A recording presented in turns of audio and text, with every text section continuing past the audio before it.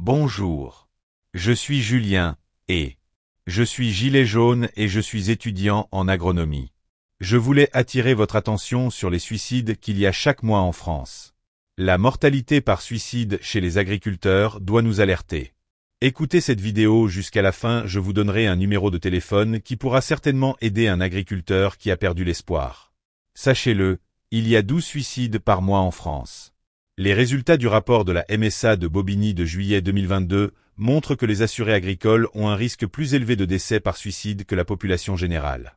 Les personnes affiliées au régime agricole, consommant des soins et âgées de 15 à 64 ans, ont un risque de mortalité par suicide supérieur de 43,2% à celui des assurés tout régime de la même tranche d'âge. Ce surrisque est de 36,3% pour les non-salariés et atteint 47,8% pour les salariés agricoles. C'est dans une étude de Dominique Jacques Jouvenot, professeur de sociologie à l'Université de Franche-Comté, que sont données des explications en 2024 dans le journal Basta. L'argument économique, le fait de ne plus gagner sa vie, fait partie des facteurs de sursuicide. La peur de ne pas y arriver, le pessimisme, la dure réalité du métier de paysan et les charges financières des banques font que beaucoup baissent les bras.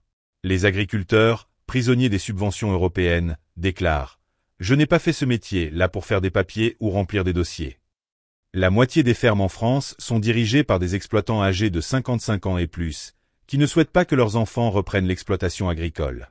Les emprunts bancaires, pour faire face à la concurrence européenne et mondiale, obligent à produire de plus en plus pour être compétitifs avec les grands champs de céréales, ukrainiens, russes ou américains, céréales qui nourrissent les bovins, allaitants et races à viande.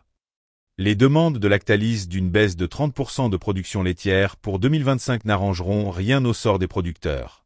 Les petites exploitations agricoles sont avalées par les plus grandes exploitations, à même de suivre ce rythme effréné des cours boursiers de la mondialisation. L'excuse qu'il faut bien nourrir la population terrestre ne tient plus. Dans les pays les plus riches, la pauvreté augmente ainsi que la malbouffe.